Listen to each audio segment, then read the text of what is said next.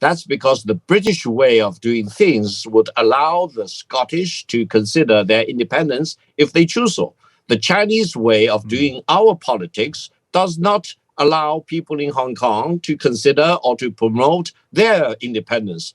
That's Right. the end of the story. Now, Chinese President Xi Jinping says Hong Kong has been reborn from the ashes. Xi has been leading celebrations to mark the anniversary.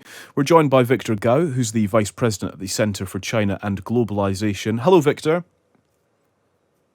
Hello, thank you for having me. It's a pleasure. Thanks very much for joining us.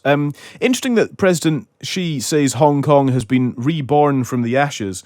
And at the same time, The Economist notes that almost every prominent Democrat in Hong Kong is now either in jail or in exile. That doesn't sound like much of a rebirth. Well, I disagree. Why? Because Hong Kong is part of China now, and ever since 1997, one country, two system has been practiced in Hong Kong. And under the national security law in Hong Kong is fully recognized as part of China. So anyone in Hong Kong or outside of Hong Kong who wants to promote Hong Kong independence or denying the Chinese sovereignty over Hong Kong will be held punishable by the law. This is the megatrend in Hong Kong. And I don't think those who practice democracy itself will find in legal problems. Only those who deny the fact that China is the sovereign country in Hong Kong and Hong Kong is part of China and Hong Kong need to fully abide by the one country, two system will be punishable by law. Liz Truss, the UK Foreign Secretary, has written in the Times today saying the imposition of the national security law has paved the way for a systematic assault on the rights and freedoms that were promised at the handover in 1997. I disagree. Why? Because before July the 1st, 1997, there was national security operations in Hong Kong, but it was not by China. It was by the British Hong Kong government. And the national security to be protected was not Chinese national security. It was the British national security and the national security of the British Hong Kong government. When Britain left Hong Kong on June the 30th, 1997, they brought with them those political operatives who worked for the national security interest of Britain back to Britain. And there was a vacuum. The basic law stipulated that the national security law in Hong Kong need to be promulgated as soon as possible. It was because of the opposition by some of the members of the LegCo that it was not put into implementation for more than 2 decades. Therefore, to say that the national security law now in use in Hong Kong is causing deprivation of democracy or human rights is completely false, because every country, every jurisdiction would need to have a national security operation anyway.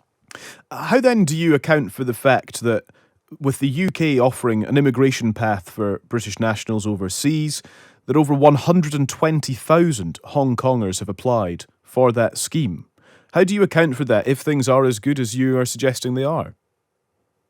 It's absolutely natural. At any time, on any given day in Hong Kong, there are people who move out of Hong Kong or move into Hong Kong. For whichever position left in Hong Kong, there will be hundreds, if not thousands of people who will be most eager to move in. So it's not a problem for Hong Kong for the natural inflow and outflow of the people in Hong Kong. I think what the British government wanted to do is really not attracting those people who really agitate for greater democracy or protection of human rights in Hong Kong. They probably eye their wealth, their talents more than anything else. And I think between China and Britain, there is no constructive point of arguing with each other. I think it was a historical fact that Britain was in Hong Kong for more than 150 years. It is a historical fact that Hong Kong was returned to China in 1997. And Hong Kong is a very robust territory right now, part of China. And no one can falsely allege that democracy has been destroyed and freedoms have been destroyed. No. Hong Kong will enjoy its version of freedom and democracy for the next 25 years. And it will be better if Britain can live with that prospect rather than try to derail that prospect. It feels like its version of democracy is slightly dissatisfying to the people of Hong Kong and to nations around the world. Indeed, the G7 partners have condemned the steady erosion of political and civil rights and Hong Kong's autonomy. Liz Truss, again, to use one of her lines, describes the shadow of authoritarianism falling over the city of Hong Kong. You can appreciate, Victor, I guess the point that I'm kind of getting at here is that what you were telling us about Hong Kong and what we understand from our own Foreign Secretary and others are quite differing views 25 years on since the handover back to China. Absolutely very different, or sometimes even opposed to each other. Why? Because from my perspective, or from the Chinese perspective, which has a population of more than 1.4 billion, it is ludicrous to see that G7 wants to hold itself as if they represent mankind. No, we do not believe so. They at most only represent the people of the 3 of the 7 G7 countries. They do not represent the international community. But they might represent treasured values and important principles like democracy, for example. That could be what they represent, rather than speaking for the entire world, which I appreciate 7 leaders cannot do. But perhaps they speak for the principles that are sought after by the people of Hong Kong, for example. Listen, I want to share this view with you. Without democracy, there will be no modernization for China as well as for Hong Kong. We want to promote greater democracy. However, democracy varies from one country to another. For example, do you really think Britain should follow blindly the footsteps of the United States after it overturned Roe versus Wade, after it really put restrictions on the executive to implement the climate change agreements, for example? No. The United States, for example, does not represent the values of the democratic rights of the people. The gun violence in the United States can be traced back to its origin, and I don't think Britain wants to share those values.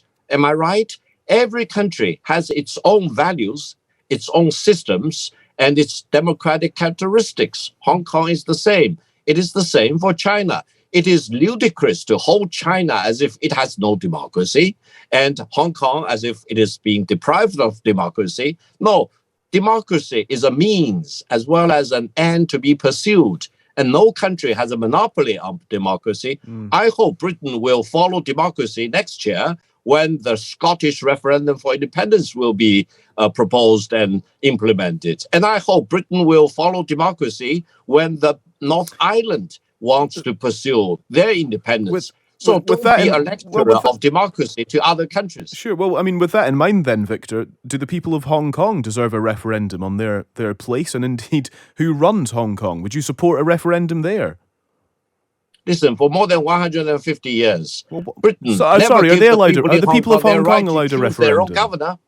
So why should Britain now ask the people in Hong Kong to give them the right to choose their chief executive? No, I think Britain will serve its own interest. I'm very confused, Victor. Maintain its monarchy and the British system rather than interfering in the political system in Hong Kong. Gosh, what am I missing? Why are the people of Scotland allowed a referendum on independence, but the people of Hong Kong are not allowed a referendum to decide their own fate?